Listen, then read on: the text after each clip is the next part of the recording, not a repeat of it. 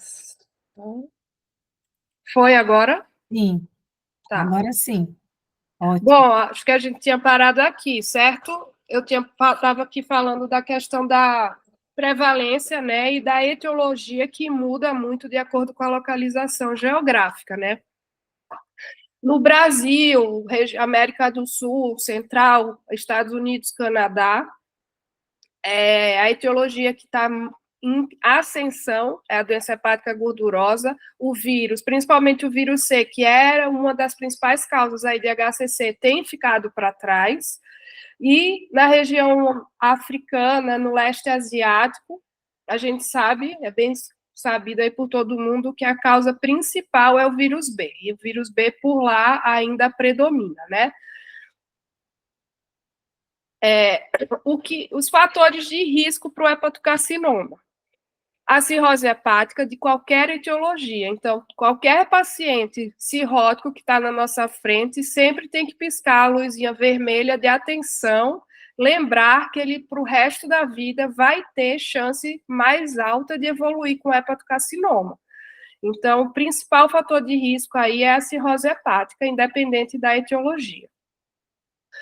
A incidência vai depender do tipo de doença hepática, sim. Quanto mais, se o paciente tiver, a etiologia for viral, obviamente, se o vírus estiver sem controle, maior a chance de evoluir com hepatocarcinoma. A hemocromatose, que é o distúrbio metabólico do ferro, sabidamente também tem uma alta chance, uma alta incidência de hepatocarcinoma também. E quanto mais alto, quanto maior, né, quanto mais prolongado ali essa hepatopatia da vida aí do paciente, mais chance também de evoluir com o hepatocarcinoma. A hepatite B, a infecção pelo vírus da hepatite B, sozinho, mesmo o paciente que não tem cirrose hepática, se ele só tem o vírus da hepatite, sem a cirrose, ele também tem risco de evoluir com o hepatocarcinoma. Quanto maior a carga viral, mais chance de evoluir com esse hepatocarcinoma. Os pacientes que estão replicando o HbA1c positivo, o risco é maior também. Pacientes que estão co-infectados com vírus C, vírus D ou HIV. Aí os mais idosos, os que têm história familiar positiva de HCC, têm mais chance também de evoluir com HCC. A hepatite C, né, mas aí a partir de um grau de fibrose mais avançado, a partir do F3, então aqueles pacientes com hepatite C com fibrose F1, F2, não temos tanto medo nem receio, inclusive esses pacientes que tratam e curam da hepatite C com fibrose 1 e 2, a gente acaba que libera, não precisa ficar fazendo aquele acompanhamento rotineiro, mas esses pacientes com hepatite C, com a fibrose a partir do grau 3, a gente já precisa ser atento, ter mais atenção e se atentar aí a fazer o rastreio mesmo do hepatocarcinoma. Os pacientes com genótipo 1 têm maior chance, os vírus, os genótipos 1B eram os piores, hoje em dia a gente não vê muito mais, como é que se fala, a gente não faz mais, né, a genotipagem, então isso vai ficar um pouco para trás, proscrito, mas até na época que era feita a genotipagem, para começar tratamento, sabe-se que o genótipo tipo 1B era o de pior prevalência aí, de pior prognóstico para os pacientes e evoluíam mais rápido com hepatocarcinoma. Logicamente, os fatores o estilo de vida, os hábitos de vida do paciente, se ele é etilismo, tabagismo, comorbidades associadas ao vírus, mais chance também de evoluir aí com o hepatocarcinoma. Então, além da cirrose, de qualquer etiologia, do vírus B, do vírus C, F3, F4, cirrose, e da doença hepática, a doença hepática gordurosa também, com ou sem doença fibrose, com ou sem fibrose avançada no fígado, pode sim evoluir para o hepatocarcinoma, né? É baixa essa chance de evolução no paciente que tem a MESOD sem cirrose de evoluir com hepatocarcinoma, mas sabe-se que isso ocorre sim. Algumas toxinas ambientais, que aqui no Brasil, no nosso dia a dia, a gente acaba não tendo muito contato, mas na região da Ásia e da África tem essa aflatoxina, né, que é uma micotoxina que contém, que é bem comum aí no amendoim, no milho, Tem a noz de betel também, que é um estimulante bastante utilizado na Ásia. Então, essas toxinas ambientais também podem aumentar o risco de evolução para o hepatocarcinoma. Então, aqui, independente da etiologia, esse desenho é mais para mostrar, né, que a etiologia conta, a predisposição genética conta, fatores hormonais conta, substâncias carcinogênicas que a gente entra em contato durante a vida, né, o paciente entra em contato durante a vida, tudo isso aí vai levar, pode sim aumentar a chance de hepatocarcinoma. Aqui nessa tabela mostra que em relação ao mundo inteiro, ó, como muda, né, a etiologia. O álcool é muito comum na região aqui na Europa Central e no leste asiático, regiões como a Hungria, por exemplo, República Tcheca, o álcool, a etiologia alcoólica ainda hoje persiste como uma das principais causas de hepatocarcinoma, de cirrose hepática mesmo. O vírus C é mais comum na Europa Ocidental, no norte da América, né? Estados Unidos, Canadá, também vírus C ainda é bastante prevalente. No leste asiático, vírus B. África também é bem comum vírus B. E álcool também, dependendo ali da região africana. Então, vírus B e álcool na região da África, vírus B e vírus C na região asiática, e tem muito álcool na Europa e em algumas regiões da África também.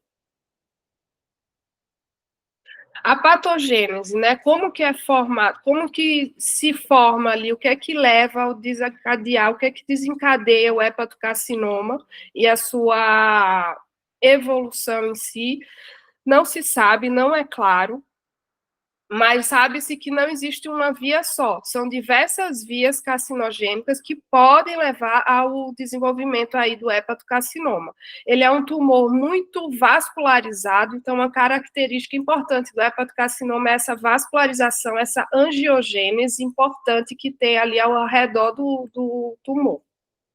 Então, a patogênese ainda não é bem esclarecida, a gente não sabe muito bem exatamente quais são as vias carcinogênicas, mas os alvos terapêuticos cada vez mais estão se guiando através dos que a gente já sabe, né, que existe a regulação do P53, do mTOR, a sinalização da JAK, a beta-catenina também, que é um marcador bem presente em alguns tipos de hepatocarcinoma. Então, os alvos terapêuticos têm se guiado através desses marcadores carcinogênicos para poder fazer o controle do tumor lá na frente. A Organização Mundial de Saúde aqui, ela coloca esses tipos de carcinoma hepatocelular. A gente acaba também não tendo muito contato com todos esses tipos, o fibrolamelar e os células claras e o esteatohepatítico, é o que mais a gente vê nos laudos da anatomia patológica, mas tem alguns outros aqui que, por exemplo, cromofobe, macrotrabecular, é mais difícil, não é tão comum. Então, fibrolamelar, células claras e o esteatohepatítico é o que mais a gente vê nos laudos da anatomia patológica.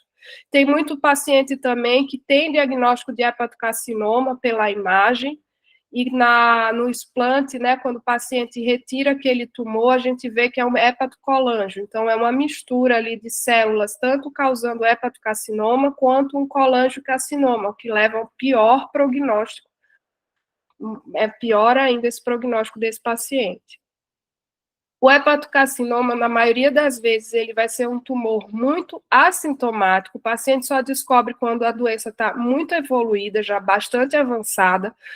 Então, por isso, a importância do rastreamento e do segmento, né, desses pacientes que têm a cirrose hepática, que é o principal fator de risco aí. Então, ele é um tumor completamente silencioso.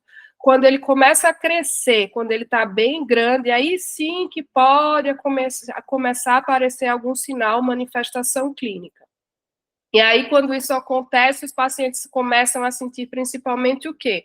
A dor abdominal, né, o desconforto abdominal pelo tamanho do tumor, pode acontecer também uma hepatomegalia, icterícia, por conta da obstrução, acaba obstruindo via biliar pelo tamanho, pelo crescimento do tumor, e a ascite também, porque pode ali, pela obstrução de vaso, aumenta como se aumentasse mesmo a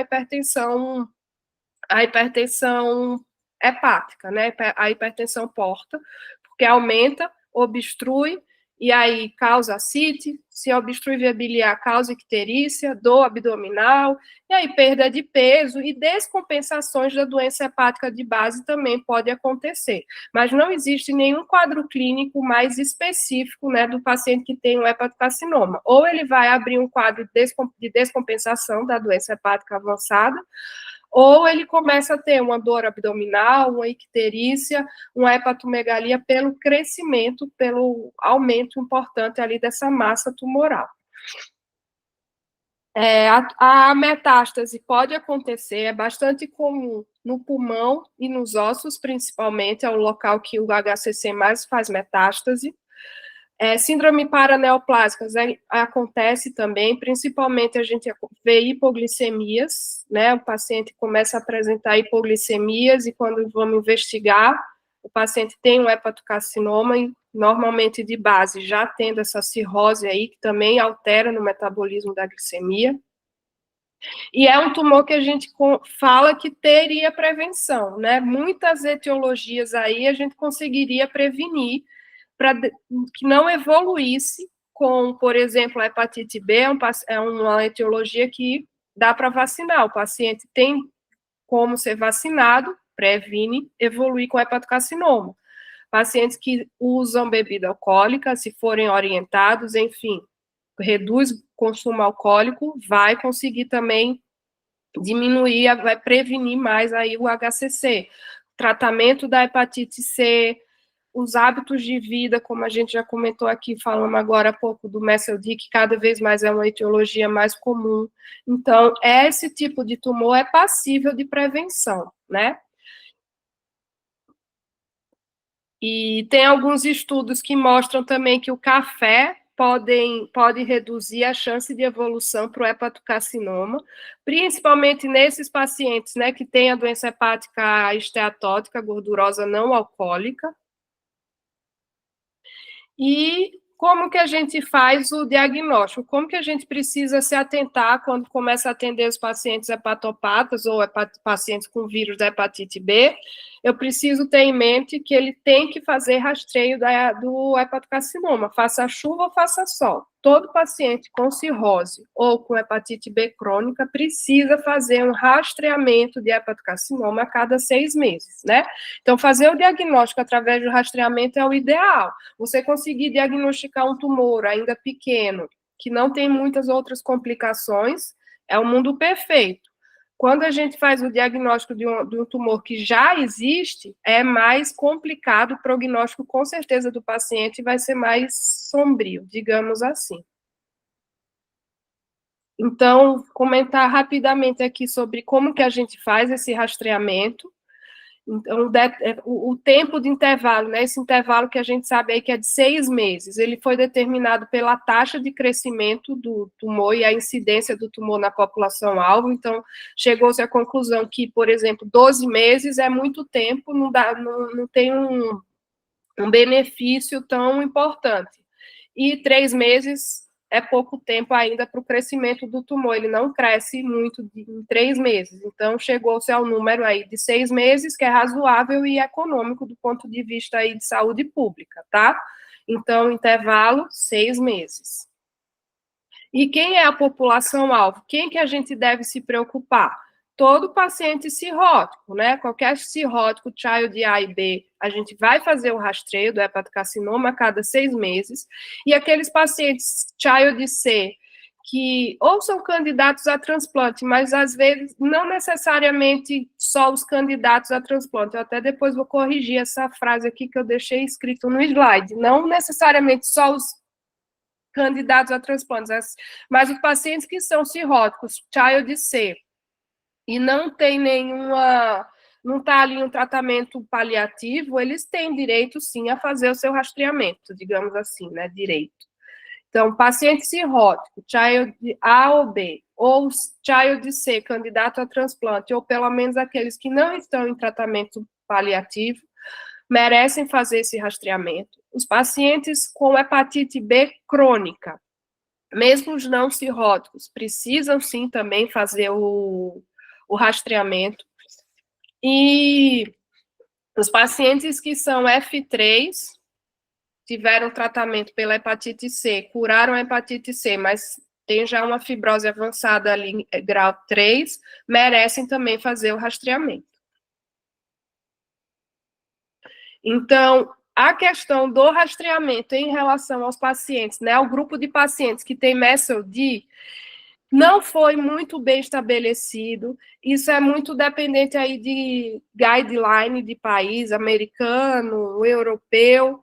Não coloca como uma indicação real ainda de rastrear pacientes que não têm uma hepatopatia crônica pela doença hepática gordurosa, tá? Então, isso a gente vai muito sentindo do paciente. Se o paciente tem algum sinal de hepatopatia, alguma avaliação de fibrose que nos leve, né, o médico que está acompanhando esse paciente a avaliar e ver que ele já tem uma fibrose mais avançada, não chega a ser um F4, não chega a ser um paciente cirrótico, não chega a ser uma doença hepática avançada, mas já tem algum grau de fibrose, eu acho que a gente precisa pegar para perto esse paciente para ficar de olho, fazer um acompanhamento, nem que seja ali entre 6 a 12 meses, às vezes não faz 6 meses a cada 6 meses certinhos, mas entre 6 e 12 meses o paciente tem que ter ciência de que precisa, sim, fazer esse rastreamento com imagem, né? E, além da imagem, que eu vou falar agora, que seria o ultrassom, o exame que a gente mais utiliza, tem o biomarcador, que é a alfa-fetoproteína, que também não é consensual no mundo, aí tem guideline europeu, americano, asiático, alguns recomendam o uso da alfa-fetoproteína, outros não recomendam, mas aqui no Brasil é recomendado. O Ministério da Saúde cobre, e a gente precisa, sim, fazer as duas coisas, tanto o ultrassom quanto a dosagem sérica da alfa-fetoproteína, que é o marcador tumoral aí do hepatocarcinoma, tá? Mas saibam que tem lugar que não usa alfa-fetoproteína, tem serviço que não usa mundo afora. Então, como que a gente faz? Soma o ultrassom mais a dosagem da alfa-fetoproteína aí a cada 6 meses, né? Isso, como eu falei há pouco, esse tempo aí de 6 em 6 meses é mais mesmo pelo tempo de crescimento que o tumor leva a 6 meses aí para aumentar de tamanho, dobrar de tamanho, então seria o tempo ideal para a gente conseguir ver corretamente no ultrassom bem feito. Então, falando agora um pouquinho, falamos agora de rastreamento, falar um pouco agora sobre o diagnóstico, né, do HCC. O diagnóstico do HCC é o HCC é um tumor que tem muito mais, a gente consegue fazer diagnóstico por imagem, né, não é aquele tipo de tumor, acho que é é o único tumor, na verdade, que a gente não precisa biopsiar, pelo menos até hoje. A gente não tem que biopsiar para ter certeza que a imagem, que o nódulo, enfim, é tumoral. A partir de imagens de exames contrastados, a gente consegue ter certeza que é um tumor, que é um hepatocarcinoma. Então, eu já vou falar daqui a pouco sobre a imagem. E só para entrar aqui nessa questão do diagnóstico, falar um pouco de laboratório, que também não tem, assim como o quadro clínico, o laboratório do HCC não tem nada muito específico. Você pode encontrar um paciente com hepatocarcinoma que está com os exames hepáticos até normais ou um pouco só aumentados. Então, não tem que encontrar as enzimas transaminadas ou as enzimas colestáticas alteradas. Provavelmente, esse paciente vai ter alteração de função hepática. Se é um paciente que tem um hepatocarcinoma, provável que ele seja já um hepatopata mais avançado, um cirrótico, ou pelo menos um vírus B aí replicando, ou um vírus C que foi tratado com a fibrose mais alta, então ele pode ter marcadores de função alterado, mas enzima hepática não necessariamente vai estar alterada. Então, ele pode sim ter uma albumina baixa ou ali no limite inferior, 3,5, 3,2. A bilirrubina total também não necessariamente vai estar alterada, muito alta, nem o INR. Pode ser que sim, mas não vão esperar isso. O HCC não tem que alterar esses exames laboratoriais, tá? A alfa-fetoproteína, ela pode estar aumentada em até 70% dos casos, mas por isso até que não é um marcador, tem locais, né, tem serviços que não gostam da alfa-feto, porque a sensibilidade dela não é das melhores, né?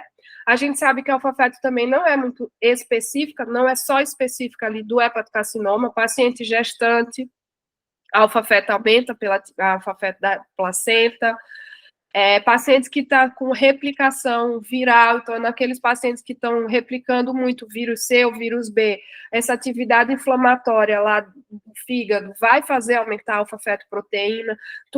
Outros tumores de células germinativas também podem aumentar nessa alfa-fetoproteína, tumor testicular, por exemplo.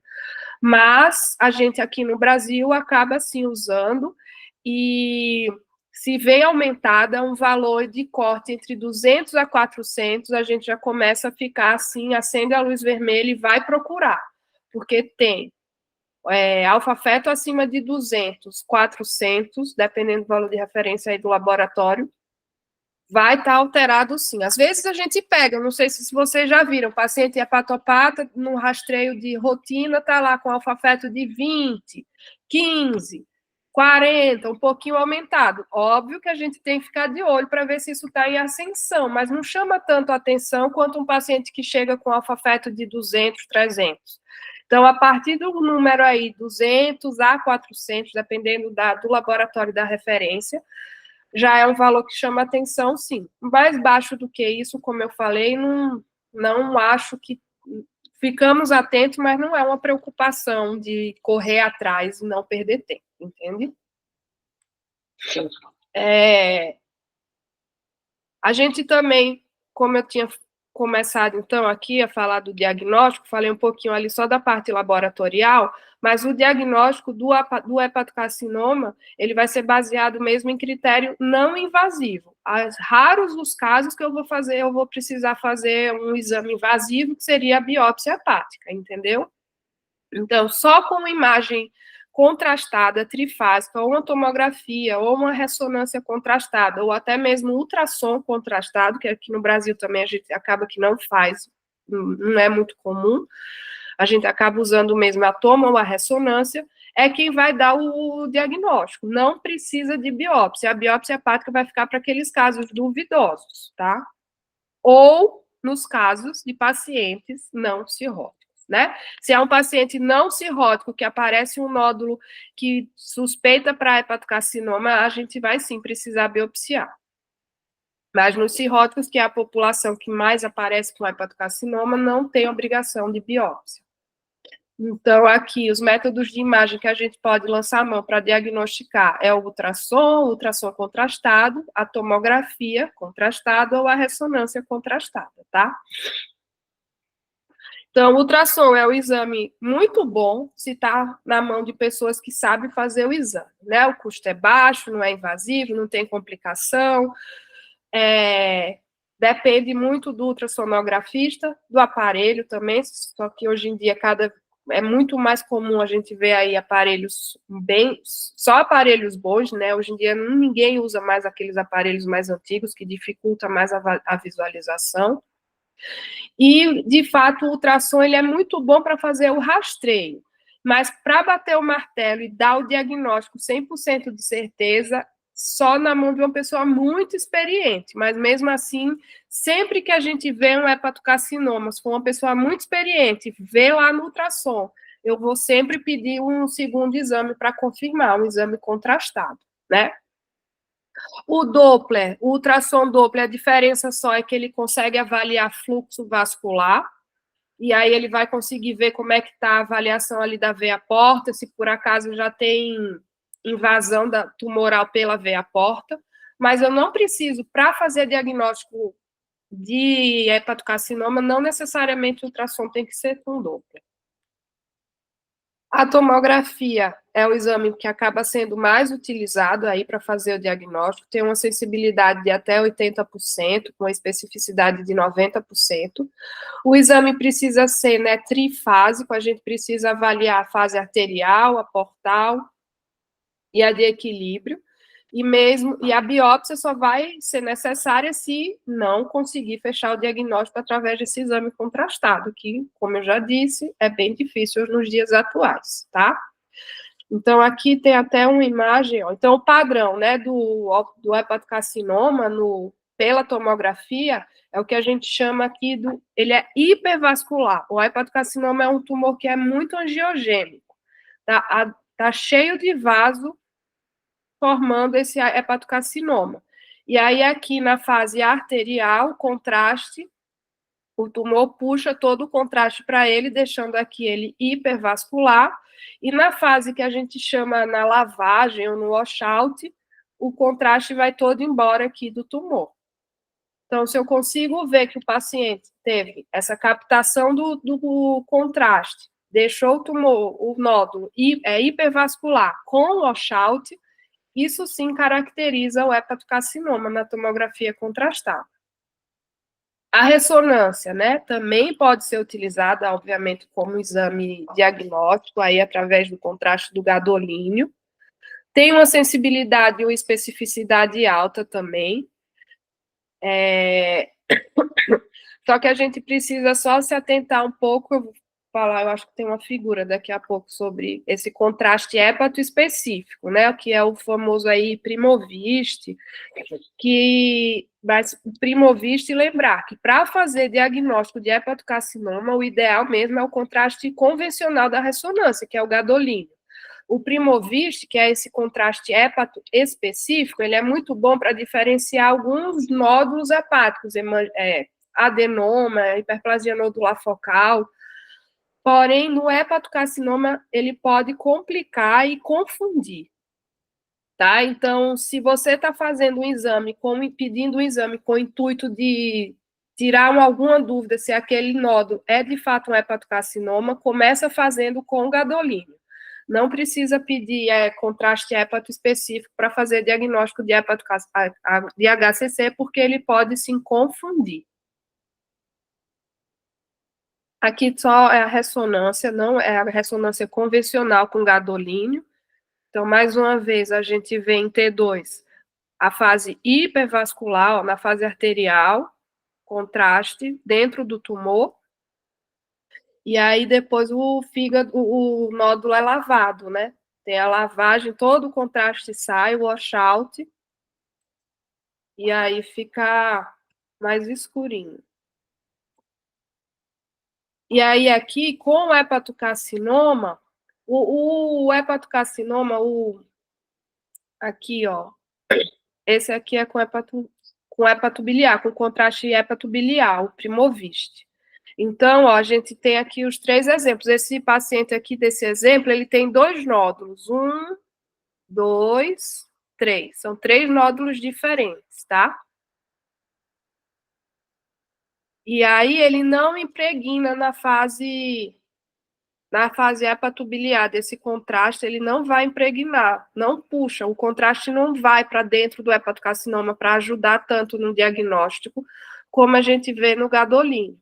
Então, o Primovist não precisa pedir ressonância com o Primovist para fazer diagnóstico de hepatocarcinoma. O gadolínio já é suficiente. A biópsia normalmente não vai ser necessária, como eu falei, porque hoje em dia as imagens estão muito bem, as máquinas de tomo, de ressonância, a gente consegue ver muito detalhadamente, então a biópsia acaba não sendo pedida, não sendo utilizada, só quando resta dúvida. Às vezes existe dúvida, sim, ainda mais em paciente que já tem um fígado crônico, que é o fígado mais difícil de ser avaliado. Então, nesses casos de dúvida, a biópsia vai ser solicitada, e nos casos de pacientes que não têm hepatopatia de base, então também vai precisar fazer biópsia para comprovar o hepatocarcinoma. E cada vez mais hoje, né, atualmente, ainda mais depois do surgimento aí da imunoterapia, que é uma das formas de tratar o hepatocarcinoma, a biópsia ela tem ganhado um pouco mais de atenção em relação ao HCC, porque aí a gente, com a biópsia, a gente consegue ver melhor o comportamento biológico aí desse tumor para tentar guiar melhor a terapia, né? Ou de 2 anos para cá, quando é que surgiu a imunoterapia para o hepatocarcinoma, então, com esse arsenal maior de drogas da imunoterapia que o hepatocarcinoma está tendo, talvez, a partir de agora, não sei, a gente vai ver mais pacientes com hepatocarcinoma sendo biopsiados, porque só dessa maneira a gente consegue entender melhor o comportamento do tumor, porque na imagem, ótimo, o paciente não vai ter risco, né, de ser biopsiado, seria um exame que até ficaria pronto mais rápido, já faz a toma, a ressonância, já identifica que é o tumor, mas ali voltando um pouco lá à aula que eu falei, a gente não vai saber o tipo do tumor. Se eu não sei o tipo do tumor, eu não consigo fazer uma terapia muito específica. Então, por isso que eu acho que o futuro aí vai ser biopsiar mais, assim, os hepatocarcinomas, para entender melhor o comportamento desses tumores, tá? Aqui, na verdade, eu acho que esse slide era para estar lá atrás. Aqui fala um pouquinho o algoritmo, só falando sobre o rastreamento. Quando a gente encontra um nódulo hepático, o que é que a gente faz, né? Se eu preciso preocupar, se eu repito o exame mais rápido, qual é o próximo passo? Então, a orientação geral é o quê? Se eu tenho um paciente com risco de evolução para hepatocarcinoma, que está fazendo seus exames de rastreio, e aí eu encontro um nódulo menor do que 1 centímetro, no ultrassom de rastreio, eu vou repetir esse exame em menos tempo. Em vez de esperar 6 meses para refazer o exame, eu repito em 3 meses. Se o paciente está estável, aquele nódulo não aumentou de tamanho nos 3 meses, eu continuo acompanhando por 1 ano, a cada 3 meses, ficou estável nesse primeiro ano, eu volto a fazer o acompanhamento semestral. Se esse tumor, que antes era menor do que 1 centímetro, ele aumenta de tamanho ou mudou de aspecto, aí eu vou investigar com um exame mais invasivo, mais detalhado, digamos assim, né, que possa me dar mais detalhes, que seria um exame aí contrastado. Se o paciente tem algum fator de risco, está lá acompanhando, fazendo seu rastreamento para o hepatocarcinoma, e é encontrado um nódulo maior do que 1 centímetro, a gente não tem muito o que pestanejar e a gente vai sim pedir já uma imagem contrastada para ver se esse nódulo aí tem algum sinal a mais que leve a pensar no hepatocarcinoma, se ele é um hipervascular, né, arterial, e se tem um washout aí na fase tardia, na fase de lavagem. Se ele fecha esses critérios de hipervascularização com washout, ele tem um hepatocarcinoma. Caso eu fique na dúvida, e a depender desse tamanho do tumor, eu posso esperar mais uns 3 meses para repetir uma nova imagem contrastada, ou a depender do paciente, se é um paciente já mais cirrótico, que já está um paciente mais grave, eu posso sim lançar mão da biópsia se o paciente tolerar essa biópsia, tá?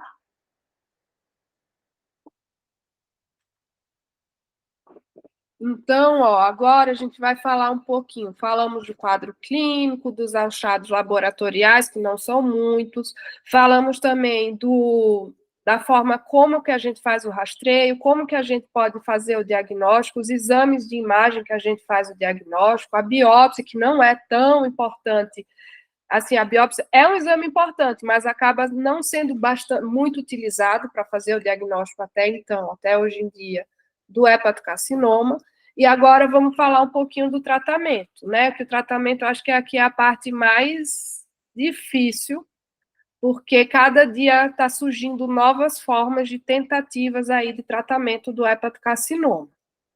Então, assim, no geral, quais são os tipos de tratamento que eu posso lançar mão para o paciente com hepatocarcinoma? Então, a gente tem a cirurgia de ressecção do tumor, por exemplo, O transplante hepático é uma forma de tratamento também do hepatocarcinoma.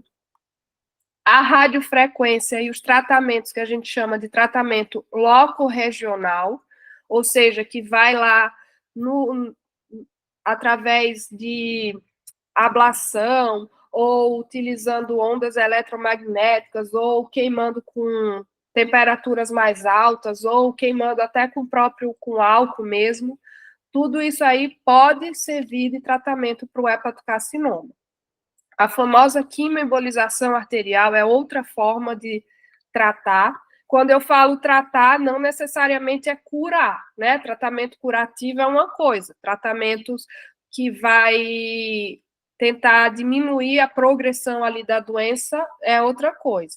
Mas a quimioembolização arterial é outra forma de tratar. E tem as terapias sistêmicas, que essas que estão cada vez mais surgindo novas drogas aí para o tratamento do hepatocarcinoma. Até 2 anos atrás, a gente só tinha o sorafenib para tratar hepatocarcinoma. Hoje já temos aí as imunoterapias, que eu vou falar mais um pouquinho também, detalhadamente, aqui na frente, tá? Lembrar, né, do estadiamento. Eu pulei aqui do diagnóstico para o tratamento. Sempre que eu faço o diagnóstico do paciente com hepatocarcinoma, eu preciso estadiar. Então, lembra que eu falei que os lugares mais comuns de metástase do hepatocarcinoma é pulmão e osso, principalmente. Então, eu sempre vou ter que fazer, além da minha tomografia ou ressonância do abdômen que o paciente vai ter, se ele só tem a parte superior, eu vou complementar com o abdômen total, com a pelve. Sempre eu vou precisar olhar o pulmão com a tomografia de tórax e uma cintilografia óssea também deve ser realizada para ver se ele não tem nenhuma metástase óssea, tá? E o estadiamento do tumor, que eu agora assim, não o estádio, quando eu quero dizer o estadiamento, a classificação, né? A gente tentar entender o contexto como um todo do paciente que está com aquele tumor. O HCC é um tumor que ele não vai acometer, não é a única doença grave do paciente. O paciente que tem um HCC, a maioria tem uma outra doença de base, que é aquele fígado acometido. Então, a gravidade dessa disfunção hepática acaba alterando muito o prognóstico do paciente, vai alterar muito aí como que vai ser, como que eu vou lidar com esse paciente daqui para frente, né? Então, estadiar um paciente, entender como um todo, um paciente que tem uma doença hepática grave e tem uma neoplasia, um hepatocarcinoma, é difícil. E por isso que existem tantas formas de estadiar. Na oncologia é muito comum aí a gente ver estadiamento TNM, por exemplo, que os oncologistas usam bastante para vários tipos de tumor, mas para o HCC especificamente, existe uma lista aí, ó. Todos esses aqui são estadiamentos que foram feitos, né, em serviços diferentes na Europa, Japão, China, Coreia. Cada serviço usa um estadiamento diferente para o hepatocarcinoma. Acabou-se que aqui no Brasil, nesse lado ocidental aqui, o BCLC, que foi um estadiamento feito lá em Barcelona, a gente acaba utilizando muito mais o BCLC aqui no Brasil para definir o prognóstico do paciente e tentar uniformizar as condutas aí desse paciente que é tão heterogêneo, justamente porque, além de uma doença neoplásica, ele vai ter também essa alteração hepática de base que leva a tantas outras alterações clínicas, né? Então, a gente aqui acaba se baseando pelo BCLC, mas saibam, né, tenham noção, só que existem outros tipos de estadiamento ao redor do mundo para o HCC. Então, o BCLC, a última atualização dele foi agora em 2022, e aí ele acrescentou um estádio, que seria esse 0 aqui, o Very Early Stage, que são para aqueles pacientes com tumor menor do que 2 centímetros, né, e que está muito bem clinicamente. O paciente está bem clinicamente e tem um tumor pequeno. Então, que aqui no BCLC, o paciente ele vai ser avaliado em relação ao status performance, ao tamanho do tumor, ao grau de hipertensão portal. Aí ele coloca o tratamento, as opções de tratamento que podem ser feitas para esse paciente. E fala também aqui do transplante um pouco e do tratamento sistêmico, tá? Eu tentei esmiuçar isso aqui nos próximos slides. Vamos ver se dá para clarear aí alguma coisa. Que eu acho complicado, né? Isso a gente bate o olho aqui nesse slide, é muita informação junta. Se a gente conseguir ler com calma, aí vai facilitando, mas na hora que bate assim o olho primeiro, eu acho que confunde mais do que ajuda. Bom, então, o primeiro estadiamento aqui, que foi o novo, que incluíram agora em 2022, é esse BCLC-0, né? Que é um tumor único, menor do que 2 centímetros, naquele paciente que tem um Child-A, que tem uma performance status muito bom. Então, esse paciente, ele pode ser passível só de uma ressecção, a depender da localização do tumor. A radiofrequência é um tratamento aqui que pode ser considerado curativo. E o transplante hepático também pode ser uma das indicações. Assim, gente, outra coisa que eu não falei antes de comentar aqui a parte do BCLC. Essa decisão, né, de qual vai ser o tratamento do paciente, nunca vai ser feita por um médico só. Isso aqui vai ser sempre uma decisão multidisciplinar. Na hora que você está vendo lá o paciente como hepatologista, você está avaliando o seu paciente, você recebeu o diagnóstico ali dele com um hepatocarcinoma. Vai ser muito difícil você dizer, você vai tratar dessa forma, vou solicitar uma quimioembolização, uma radiofrequência, não. Você precisa ter uma equipe ali junto, você precisa ter um radiologista da sua confiança junto, você precisa ter um cirurgião junto, você precisa ter um radiointervencionista junto, para vocês, em conjunto, conseguir definir qual vai ser o melhor tratamento. Sozinho, o clínico, nem sozinho o cirurgião, nem sozinho o radiointervencionista vai conseguir fazer isso, porque a decisão do tratamento aqui vai depender de muitas variáveis. Se a doença hepática dele, como é que tá? Tá bom, aqui tá falando. Se ele é um BCLC-0, é porque a função hepática dele tá bom, tá compensada. Tá, tudo bem, mas tem risco dele piorar. Depois que ele resseca o tumor, esse paciente pode piorar. E aí? Será que quando ele piorar, o child dele não vai subir? O MELD não vai subir? Será que vai ter que ir para transplante? Será que esse tumor, ao invés do cirurgião ir lá e ressecar, não seria melhor fazer só fazer uma radiofrequência? O paciente ali, o tumor está muito mais difícil para o cirurgião acessar, ou do radiointervencionista acessar, do que o cirurgião acessar. Então, isso é discussão multidisciplinar.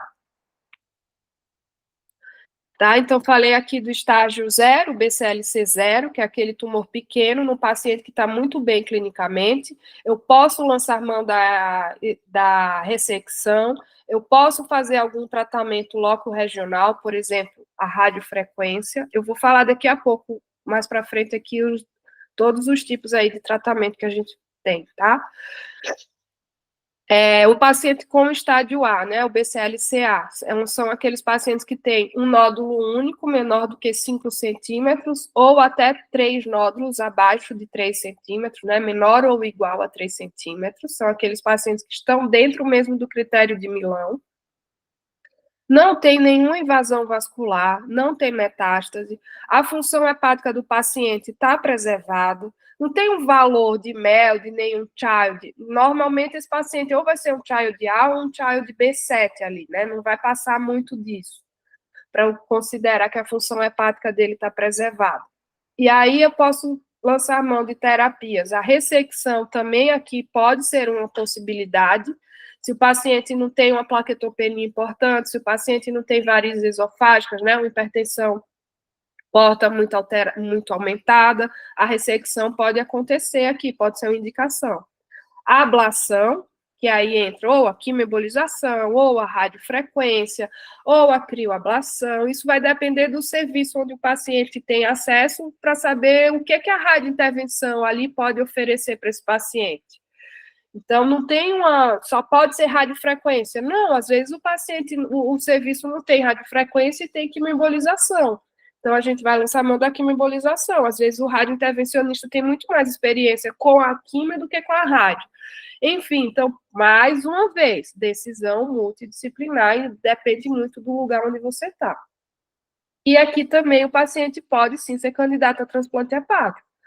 Às vezes é um tumor num paciente que está muito borderline, que não tem acesso a nenhuma terapia pela radiointervenção, vai que está num serviço que não tem radiointervenção, a ressecção não vai ser possível porque o tumor acometeu mais de 2 segmentos hepáticos, às vezes, não dá para fazer ressecção de tumores que acometem mais de 2 segmentos hepáticos, então o transplante aqui também vai entrar como uma terapia, uma tentativa, assim, de terapia curativa, tá?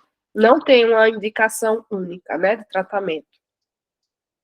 Então, o paciente, o BCLC-B, é aquele paciente que tem um nódulo acima de 5 centímetros, um único nódulo acima de 5, ou é multinodular, não tem invasão vascular nem metastática, a função hepática aqui também vai estar preservada, só que o meu tratamento eu já não vou mais considerar, pelo menos no início, que esse tratamento vai conseguir curar o paciente. O que eu posso tentar fazer aqui é tentar regredir o tamanho desse tumor, e daí, quando eu regrido o tamanho do tumor, aí eu tento nova terapia curativa. Mas neste momento que o paciente se encontra no BCLC-B, ele não tem nenhuma terapia curativa em vista. E eu posso fazer uma quimioembolização, pode ser também feito uma terapia sistêmica, que hoje em dia a gente tem as imunoterapias aí, que tem tido uma boa resposta. O sorafenib, que também é uma quimioterapia sistêmica, e o levantinib também pode ser indicado aqui nesses casos, tá? Os pacientes com BCLC-C são aqueles que já têm invasão vascular ou metástase, independente do tamanho do tumor. Tem uma trombose neoplásica, por exemplo, da veia porta, ou tem metástase à distância, mas a função hepática ainda está preservada. E aí, aqui nesse caso, não vai dar para transplantar, né? Porque ele já tem invasão vascular, então a chance de, ou tem invasão vascular ou metástase, então a chance de transplante dele acabou, não existe mais.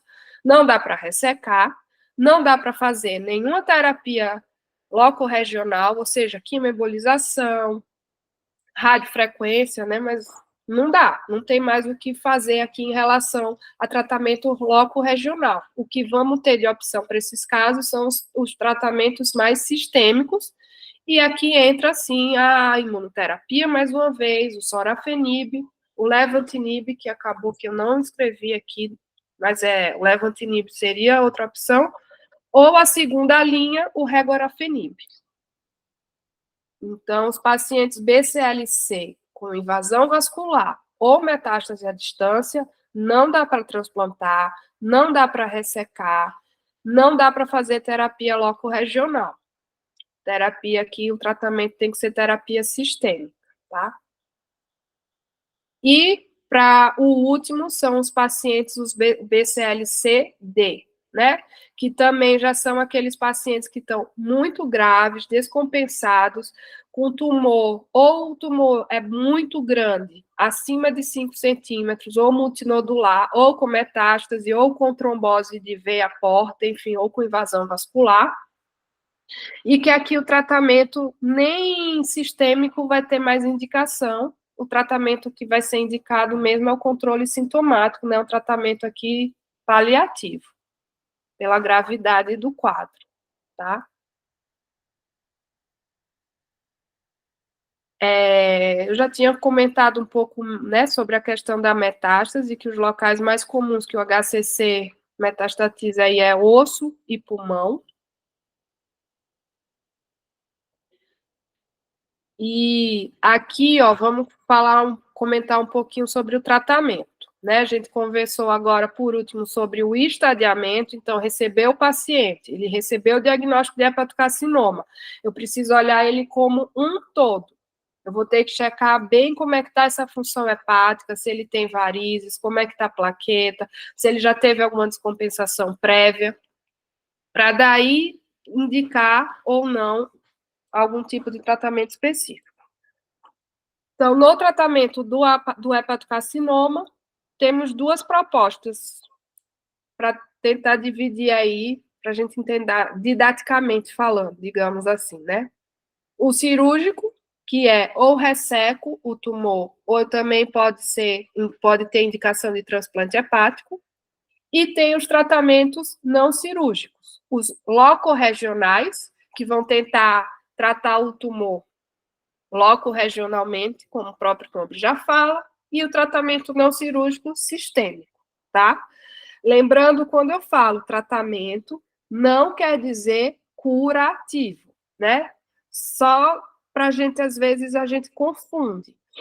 Se eu resseco o tumor e se eu mando o tumor embora, vai ser curativo. O transplante hepático é curativo, apesar de que existe chance de recidiva lá na frente.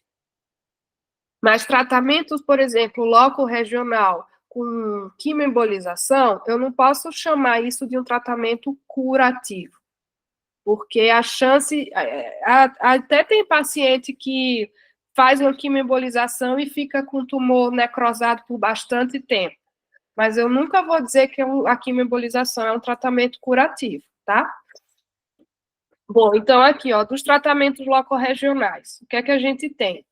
A gente tem ablação por radiofrequência, que a gente faz mais em tumores menores, até 3, 4 centímetros no máximo, e são tumores que estão mais distantes de hilo hepático, né? Não pode estar perto de vaso, não pode estar perto do diafragma, não pode estar perto da vesícula, porque essa radiofrequência é com a agulha que eu emano calor, bastante calor ali para dentro do tumor. E aí eu posso levar calor para essas estruturas nobres. Então, por isso que aqui entra o radiologista, o radiointervencionista, para dizer se ele consegue, para ver realmente onde está a localização desse tumor. Então, a radiofrequência, o microwave, a crioablação, que é com temperaturas mais altas, a alcoolização percutânea, que nada mais é do que colocar álcool dentro do tumor, né? Pega um ultrassom, vai guiando lá e injeta álcool dentro do tumor. A embolização, que é a TACE, que pode ser pode ser sem o quimioterápico ou com o quimioterápico dentro, injetar lá o quimioterápico dentro do tumor, ou só tentar necrosar, obstruir os vasos que estão irrigando o tumor. A radioquimioembolização, que é quando eu coloco partículas radioativas dentro do tumor, que aí precisa entrar o médico nuclear junto para ver a questão da indicação também. Aí já hoje tem mais também a quimioembolização com microesferas carregadas, são microesferas que têm também substâncias quimioterápicas que agem por mais tempo do que a quimioembolização simplesmente. A SBRT, que é a radioterapia, né, um tratamento, uma radioterapia, que o paciente tem algumas sessões de radioterapia para tentar controlar o crescimento do tumor. E o tratamento sistêmico, que são as quimioterapias sistêmicas venosas, que é super difícil de indicar, porque é muito mal tolerada, a resposta é muito ruim. A quimioterapia oral, que é o sorafenib, por exemplo, e a imunoterapia, que chegou aí para ficar, né, para os pacientes com hepatocarcinoma. Então, falando mais especificamente da cirurgia, então, o objetivo, obviamente, é remover todo o tumor com margem, né? E eu preservo o máximo possível de parênquima hepático para evitar a falência hepática, porque se o tumor é grande, não dá para fazer só a ressecção do tumor, porque aí também vai embora parênquima hepático, o paciente não tem mais parênquima, vai entrar em falência hepática. Então, isso sempre tem que ser levado em conta. Quando eu tenho indicação de retirar um tumor apenas, de ressecar o tumor, eu sempre vou ver a volumetria hepática, vou ver o volume do tumor, para ver se eu consigo deixar a massa hepática suficiente para o paciente continuar sem entrar em falência hepática, né? Então, quando o paciente é bem selecionado, tem uma sobrevida boa, assim, alta. 60% a 80% em 5 anos. Aqui é uma foto só. Aqui era tumor, vocês veem essa partezinha branca, na verdade, é o tumor, aqui foi da ressecção, e aqui a parte hepática do fígado que ficou. Só que menos de 20% dos pacientes que têm diagnóstico do HCC vai para a cirurgia justamente por quê? Porque eles já chegam para a gente com o diagnóstico avançado. Ou o tumor está muito grande, ou é um paciente cirrótico que está bastante descompensado, com hipertensão portal importante, ou também pela localização, né, do tumor, que é uma localização que não dá para fazer cirurgia para ressecar. Então, no dia a dia, no SUS, eu trabalho muito com HCC no SUS. A gente vê muito pouco. E quando eu indico a cirurgia, o que é que eu preciso preocupar? Né? O tumor precisa ser passível de cirurgia, como eu comentei agora, mas o muito importante é avaliar a hipertensão portal. Se tem um paciente na sua mão, plaquetopênico, varizes esofágicas, não dá, gente, para fazer cirurgia nesse paciente. Ele vai fazer cirurgia e vai descompensar no dia seguinte, ou no intraoperatório mesmo. Então, hipertensão portal, varizes de esôfago, esplenomegalia, trombocitopenia são preditores de pior sobrevida na pós-cirurgia mesmo, né? Atualmente, tem se tolerado um pouco mais aí a hipertensão portal. Então, quando o paciente tem uma plaqueta, mas é acima de 100 mil, varizes esofágicas, mas de fino calibre, e é um child azão mesmo, aí a gente vê cirurgião querendo encarar, né?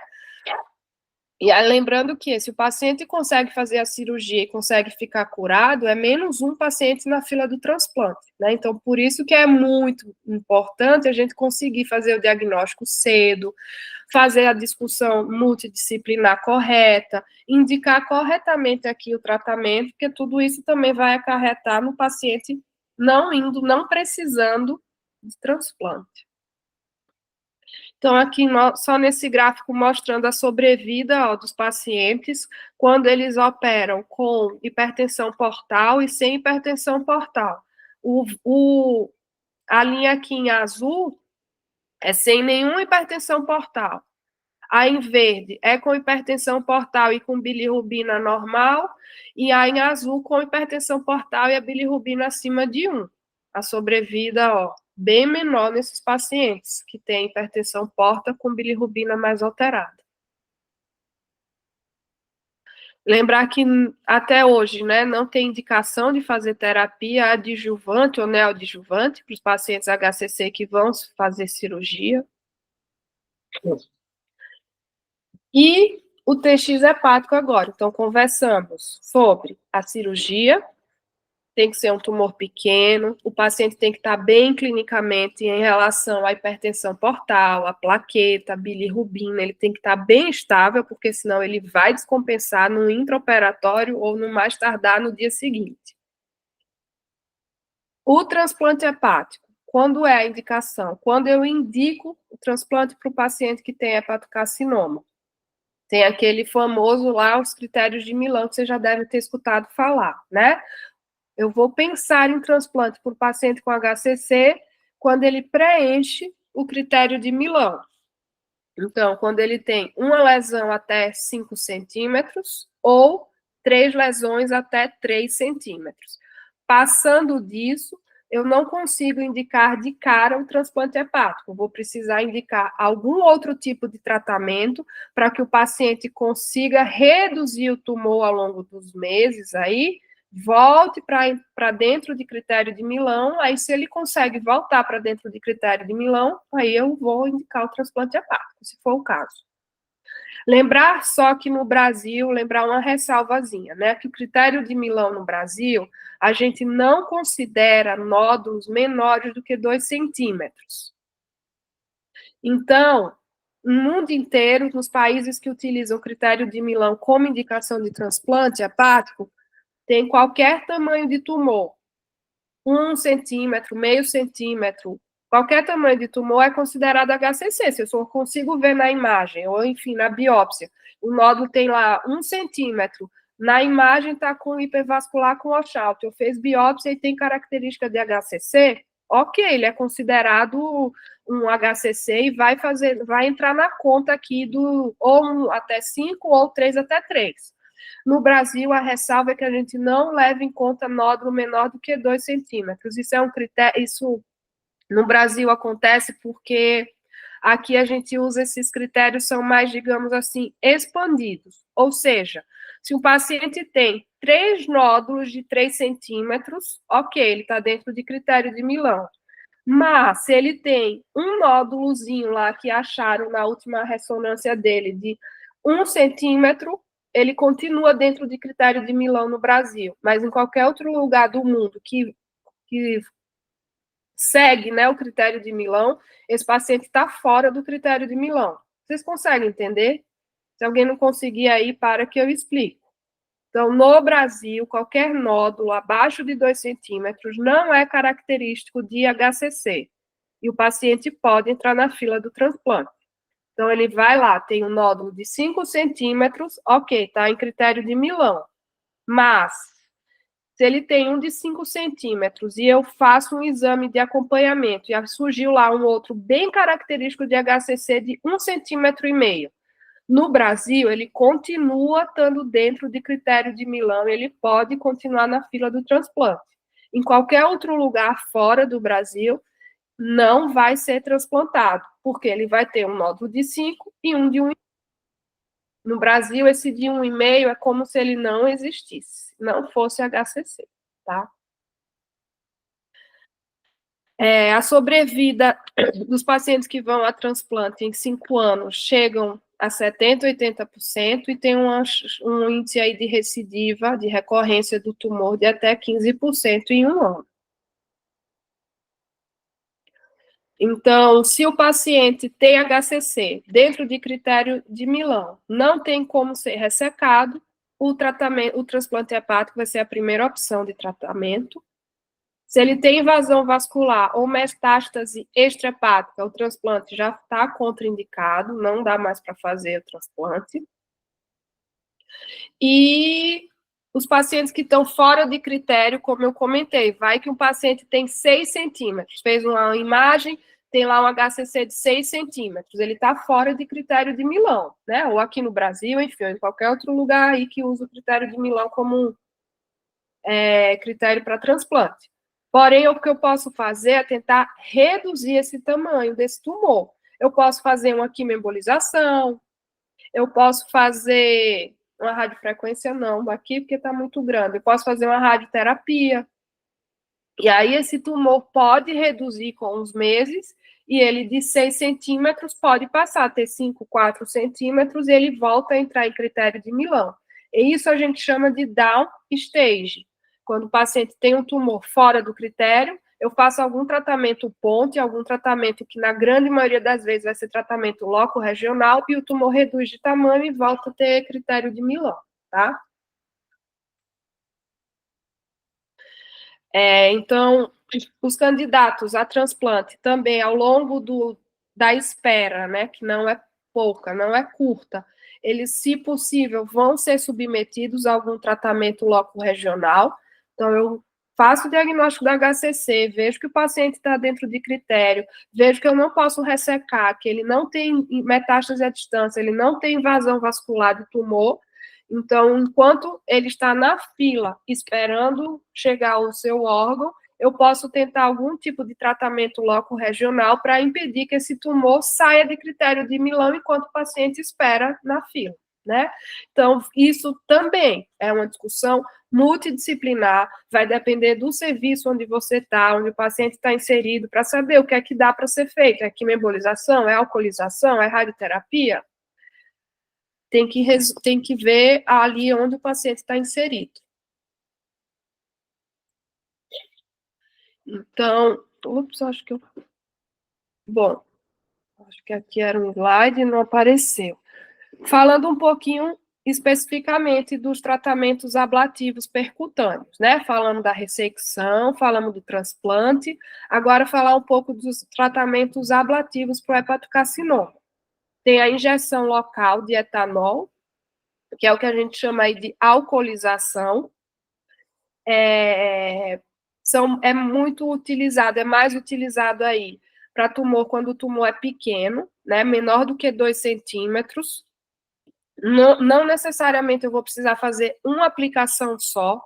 Normalmente eu faço uma aplicação, repito o exame contrastado em 2 a 3 semanas, vejo se ainda tem tumor viável, eu posso fazer outra aplicação de álcool.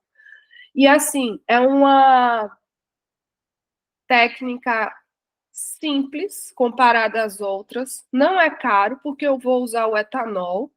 Eu preciso de ultrassom, de uma pessoa que sabe fazer direito o ultrassom e do material que é o etanol. Então, não é uma coisa cara, né?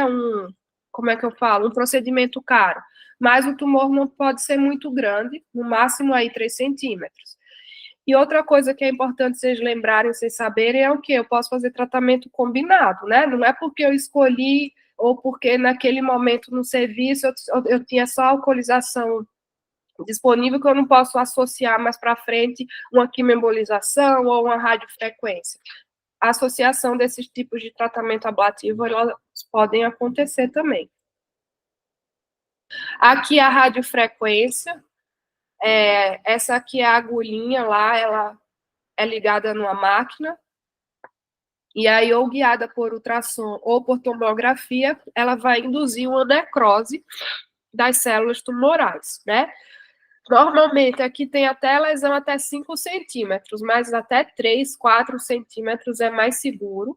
E lembrar sempre que vai ser preciso avaliar onde o tumor está localizado, se não é perto de estruturas nobres, porque o calor vai dissipar. E aí pode também acometer essas estruturas nobres, o que não vai ser bom, tá? E pode ser repetido. Faz um procedimento, daqui a um mês, repete o exame, ainda tem tumor viável? Dá para fazer uma nova radiofrequência? Ah, não, é melhor não fazer radiofrequência, eu não tenho disponível agora a agulha da radiofrequência, então vamos fazer uma quimioembolização, então vamos fazer uma alcoolização. Nunca, provavelmente, vai ser difícil você ver um paciente que faz um tipo só de tratamento ablativo e por uma vez só. Normalmente, eles ficam fazendo até chegar o momento do transplante.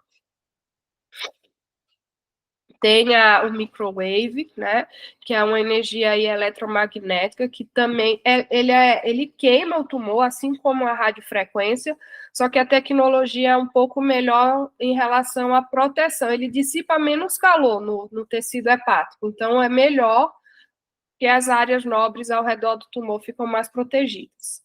Tem a crioablação, que é com frio, né, com redução de temperatura. E aí sempre lembrar que o local do tumor vai ser sempre ali a decisão, né, do tipo de ablação que vai ser realizada. Vai ser muito pelo local do tumor, se ele está próximo a vaso ou a estrutura biliar, se tem tumor em órgão extrahepático ou não, se está perto da cápsula hepática ou não. E aí as contraindicações absolutas é naquele paciente que está muito descompensado, que tem um child B9, porque ele já não tem muito parênquima hepático. Eu vou lá e vou queimar mais parênquima hepático, aí que ele vai descompensar de vez, né? Então, esses pacientes que têm tumor e que têm uma cirrose descompensada, avançada, com função hepática ruim, a ablação pode ser contraindicada. Ascita, encefalopatia, HDA também não dá para fazer. Imagina um paciente que está com encefalopata descompensado, que acabou de ter uma hemorragia varicosa, que está com ascite importante, como que eu vou fazer uma terapia loco-regional? Né? Essas terapias, normalmente, quem faz ou é o vascular ou é o radiointervencionista, que através de, como é que fala? Vai ou pega radial ou pega femoral do paciente para ter acesso ao tumor. O paciente está grávido, descompensado, não tem condição, não aguenta. Aqui é só um exame, um exemplozinho do tumor. E aqui, na radiofrequência, se eu não me engano, a agulha de radiofrequência. Aqui foi percutâneo, né? Não foi quimioembolização. E O calor e depois de um período, o tumor todo necrosado, tá vendo? Não tem contraste aqui dentro do tumor. O tumor necrosou, não tá hipervascular. Então, ele conseguiu ablar. Necrosou todo o tumor. A quimioembolização, agora que eu falei, pega a radial e a femoral, na verdade é agora, né? Na quimioembolização, que também, se o paciente não está bem clinicamente, ele não vai tolerar fazer essa quimioembolização. Então, a quimioembolização pode ser junto com o quimioterápico, que o que a gente mais utiliza é a doxorubicina, que o médico, o radiologista, ele consegue injetar lá dentro do tumor, além de, né, de fazer como se fosse uma estenose aqui, né, como é que fala, gente? Ele emboliza a artéria que nutre o tumor, além de embolizar a artéria, ele consegue jogar o quimioterápico. Então, a quimioembolização acontece aí dessa forma. O radiointervencionista joga o quimioterápico lá dentro do tumor.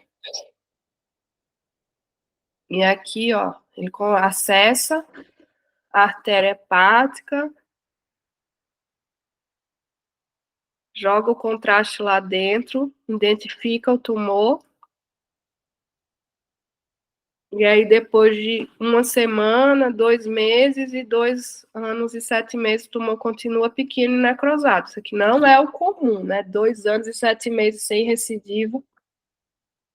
Foi bom, mas normalmente não é o comum. E outra coisa também, sempre que a gente faz a quimioembolização ou a radiofrequência, a grande maioria desses tratamentos a gente precisa esperar pelo menos 3, 4 semanas para fazer um exame de imagem para tentar entender se aquele tumor de fato necrosou ou se ainda tem captação do contraste, né? Ou seja, se ainda tem célula viável tumoral. Porque, ó, esse aqui, por exemplo, esse paciente fez a quimioterapia e ele fez um exame com 1 semana. Você bate o olho aqui, você pode achar que isso aqui é contraste, que o tumor está vascularizado ainda, que o tumor está vivo. E não é. Isso aqui pode ser só a substância que é injetada lá na hora da quimioembolização, né, que usa aí o lipiodol, que é o meio que carrega, que emboliza a artéria e que carrega a doxorubicina, ele pode estar fazendo, é ele que está aí no tumor, está dentro do tumor, ele ainda não foi absorvido pelo organismo, está aí dentro, e aí faz a imagem, e você vê todo o lipiodol, e você perde o parâmetro do que é lipiodol, do que é tumor vivo. Então, por isso que a gente tem que esperar pelo menos 4 semanas para fazer a imagem. Não adianta fazer a quimio e já fazer a imagem. Bom, então a quimioembolização, que a gente usa bastante, né? Pelo menos aí no Hospital São Paulo, vocês rodarem no ambulatório do nódulo, vocês viram que a gente tem é quimioembolização, o resto é raridade. Então, ele consegue controlar, né, a progressão da doença, aumenta a sobrevida desses pacientes, porque conseguem permanecer mais tempo na fila de transplante, eles não saem da lista de transplante. Ele não tem como objetivo a cura do tumor, então não achem que quimioembolização vai curar, porque não vai. Pode até ficar um bom tempo o tumor necrosado, mas a chance grande é de voltar. E é o que a gente chama aí de um tratamento ponte, né, entre o transplante, na espera da fila, da lista que é grande, enquanto o paciente espera o fígado chegar, ele vai fazendo esses tratamentos pontes, que pode ser a quimioembolização, um deles. E tem casos também de associação com sorafenib, mas não temos nenhum protocolo, guideline, que oriente corretamente essa associação. Isso é também definido caso a caso. Às vezes o paciente tem um tumor que está ali já querendo sair do critério, não aguenta fazer outra quimioembolização porque ele está mais com o child mais alto, avançado, a doença hepática está descompensada. Não está errado eu associar o sorafenib para ser mais uma forma de tentar segurar o crescimento desse tumor enquanto chega o transplante para o paciente, tá? As contraindicações aqui da quimioembolização. É muito semelhante à contraindicação da radiofrequência, que eu falei agora há pouco. Então, se o paciente tem cirrose descompensada, tem um child mais alto, tem invasão tumoral, tem metástase à distância, eu não vou conseguir fazer quimioembolização, porque eu não necroso só o tumor, eu necroso também parênquima hepático saudável, né? Então, se o paciente já está ali na corda bamba com o fígado que não já está muito bom, eu vou lá e vou queimar, necrosar mais hepatócito saudável ainda. Então, quando ele está muito descompensado, a quimioembolização não dá para ser feita, tá? E se não tem se o radiointervencionista também não consegue acessar por algum motivo, às vezes o paciente tem uma trombose de porta, não necessariamente uma trombose tumoral, mas não consegue fazer o acesso, o radiointervencionista não consegue acessar. Normalmente se faz 2 ciclos de TACE e aí vai avaliar se é preciso ou não complementar uma terapia sistêmica, mas isso a gente faz. Depende muito, é caso a caso, tá? Como eu falei, não tem uma recomendação formal em relação a que associar ou não sorafenib à quimioembolização. Tem a radioembolização, que coloca lá no HCC essas microesferas de ítrio 90, é um procedimento bom, porém caríssimo, é bastante caro, acho que está custando aí em torno de 100, 200 mil reais uma única sessão. E aí aqui quem vai, né, guiar o tratamento que a gente precisa discutir é a medicina meu Deus, me perdi na palavra. O médico da medicina nuclear é quem faz esse tratamento aí, que é a TARI, né, ou microesferas de ítrio. A terapia sistêmica aqui, agora falando um pouco, acabamos sobre terapia locorregional, então, alcoolização, radiofrequência, a quimioembolização, a terapia com ítrio. Então, tudo isso a gente considera como terapia locorregional. Então, falamos de ressecção, de transplante, da terapia locorregional, agora falar um pouco dessa terapia sistêmica para finalizar o tratamento aí de hepatocarcinoma. Então, terapia sistêmica pode ser ou por via oral, né, ou a imunoterapia. A quimioterapia venosa cada vez mais está caindo por terra na indicação da hepatocarcinoma, porque a resposta é muito ruim, o esquema quimioterápico venoso. E os efeitos colaterais são muito grandes. Então, os fatores prognósticos aqui da terapia sistêmica é quando o paciente tem um nódulo grande, acima de 5, ou menor do que 3 nódulos, tem a CIT, depende muito também do status performance do paciente, né? Se o prognóstico é ruim sem tratamento, a gente tem sempre que pesar o risco de começar mesmo aquela terapia, porque a grande maioria dos pacientes vai sim ter algum efeito colateral que vai debilitá-lo mais ainda. Então, a evolução do tratamento do hepatocarcinoma foi bastante grande nesses últimos anos aí. A sorafenib ficou como a única droga para tratar sistemicamente o HCC, acho que por mais de 10, 15 anos, mas de 3 anos para cá surgiu várias outras drogas para ajudar aí no arsenal, né, para fazer parte aí do arsenal desse tratamento. Então, como eu falei, a quimioterapia convencional é muito ruim, nem vale a pena a gente pensar, porque resultado é ruim, efeito colateral é muito ruim, então não se indica mais, tá? E aí, o que é que a gente tem hoje em dia? A gente tem as principais drogas que vão combater as principais vias de crescimento tumoral. Então, tem os TKI, que são os inibidores de tirosina quinase, que tem um efeito antiproliferativo, e tem as drogas, os VEGFR, que são as drogas antiangiogênicas, né, que não deixa proliferar vaso para irrigar lá o tumor. A principal e a primeira droga foi o sorafenib, mas hoje em dia a gente já tem o levatinib, o regorafenib e o cabozantinib. Apesar que no SUSzão, onde a gente está, é o sorafenib que está nas paradas ainda. A gente não tem acesso à levotinib nem à regorafenib. No particular, no convênio, sim, os pacientes conseguem, mas no SUS ainda não. Então, o sorafenib, né, está em uso aí desde 2006, tem um resultado, uma média de sobrevida aumenta em torno de 9 meses, e está indicado para os pacientes que têm um Child-A com tumor avançado e que progrediram com tratamento loco-regional.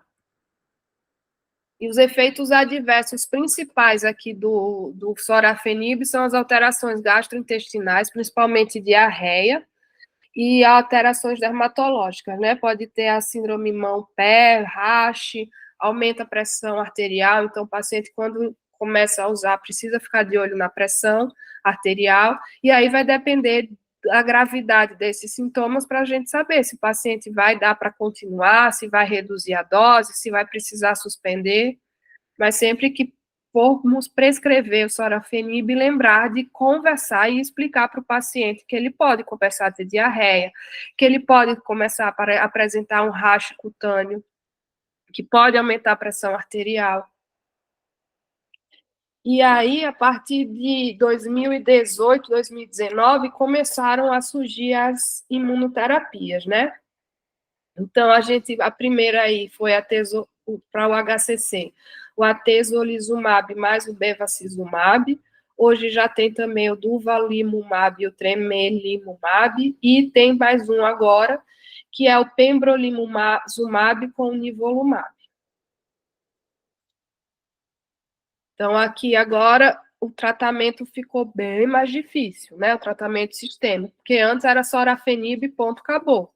Hoje não. A gente tem as drogas de primeira linha e de segunda linha. Então, se o paciente está com indicação de começar a primeira linha e evoluiu, apesar desse primeira linha de tratamento, eu tenho como ainda prescrever outras drogas consideradas aí de segunda linha, o que é muito bom. Porém, no SUS, isso ainda não existe, né? Não tem imunoterapia, não tem levantinib. O SUSão, a gente ainda está na mão do sorafenib. Mas é isso. E cada vez mais aqui, ó, aquilo que eu falei da biópsia, até deixei ressaltado aqui para saber o comportamento biológico do tumor, por conta desses tratamentos orais, né, que estão surgindo da imunoterapia. Cada vez mais vai ser importante a gente saber esse comportamento biológico, e comportamento biológico eu só vou saber biopsiando esse tumor.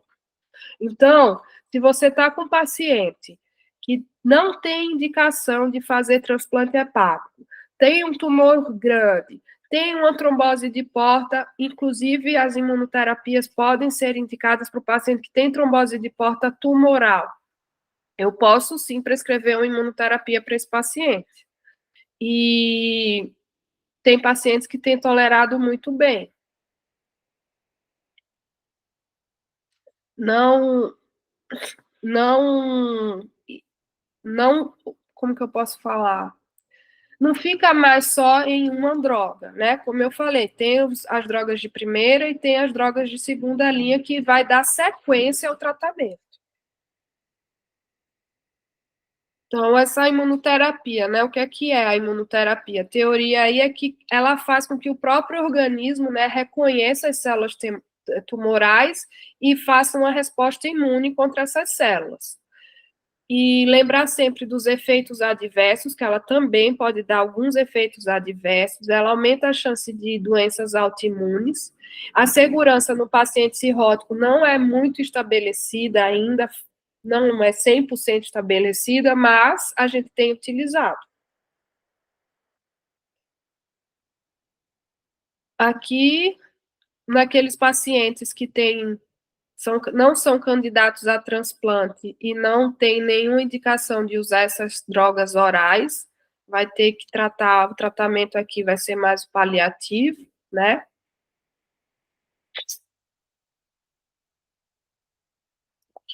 Aqui. Acho que é isso, gente. Acho que aqui eu já ia falar da parte do transplante. Mas HCC a gente acaba aqui.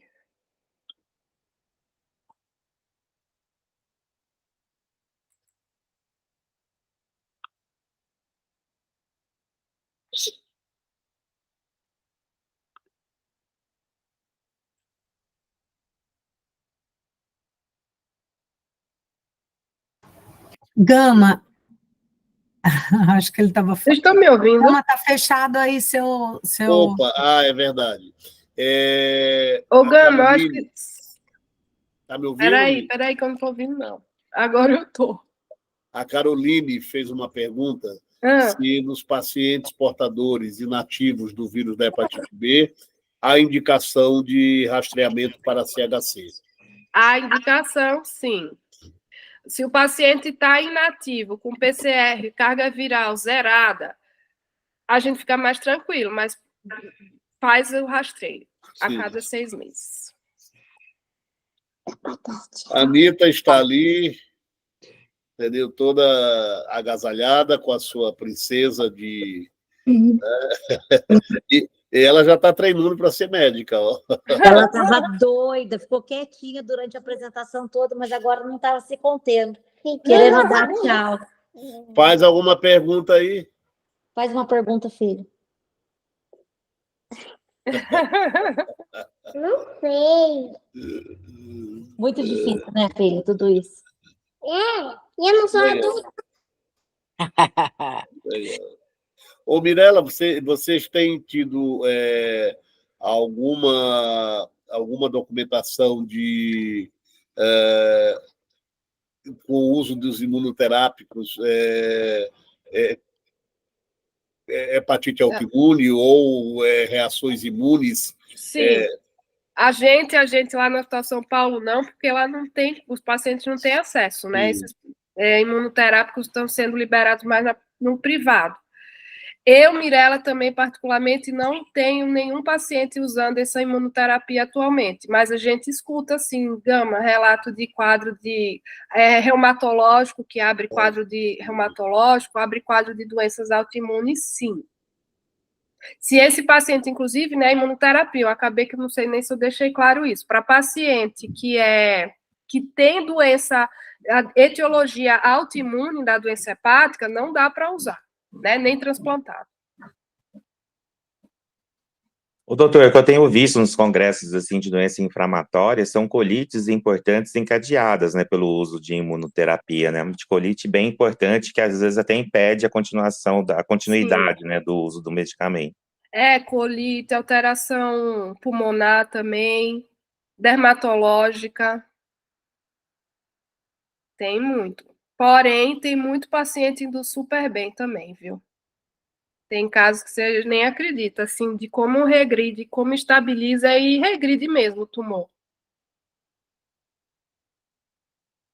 Mirela, uma dúvida, fazendo um favor. Quando você tinha comentado da investigação de um nódulo, se a gente estiver acompanhando um hepatopata, um paciente com fibrose F3, F4, na suspeita de um nódulo, sempre partir para a ressonância, depois do ultrassom, né? Ou toma ou ressonância, sim. Tá. Exame contrastado. Contrastado, sem a necessidade de hepata específica, aquilo que você comentou, para diferenciar hiperplasia, de adenoma. Não, só se assim, você tiver na dúvida, se for um cirrótico com nódulo, não pede direto com hepato específico, não pede. Tá. Agora, se é um paciente saudável, né, sem alteração Saudável. hepática, sem nenhuma infecção viral que você suspeite, nada, e tem um nódulo no ultrassom, a depender, você pode pedir com o seu hepato específico para tentar definir melhor o que é. Mas se você está vendo no paciente cirrótico, o hepato específico pode complicar mais a vida do radiologista, entendeu? Tá, obrigado. Então, de cara, não pede. O que mais, gente? Tem muito nódulo lá no ambulatório? Vocês estão indo ainda no ambulatório do nódulo? Estão, né? Sim. Estamos. Lá no hospital é mais quimioembolização, paciente com sorafenib. a gente lá fica com mãos um pouco atadas, né, na conduta, assim. Não resseca também. Quando tem indicação de ressecar, eles vão para outro serviço. Então, o que a gente vê mesmo é o transplante, a quimioembolização e alguns pacientes com sorafenib.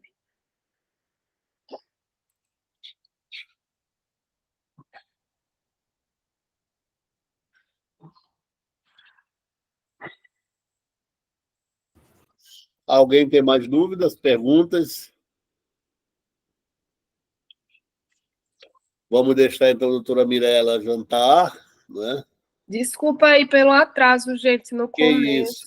Que isso. A aula foi ótima, doutora. Foi muito Errei bom, aí, sempre muito bom.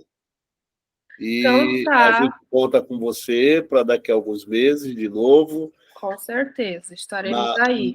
Na agenda do dia. O que eu fiz aqui?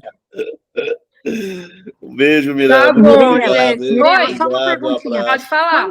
Quando o tumor tumor hepático já é a metástase, não cabe nada disso que você está falando, não, né? Não, isso é tumor primário, HCC, Tá. tumor primário. Se vem de outro lugar, aí é outro tipo de tratamento, entendeu? Tá. Ok. Acho que eu tô ligando. O que eu tô fazendo aqui, meu Deus? Então tá bom, obrigada. Então tá, gente. Ô, Gama, eu tô lá na enfermaria todo dia. Se você quiser mandar uns para lá para me ajudar, Ótimo. vocês Maravilha. aí, lá tem um monte de paciente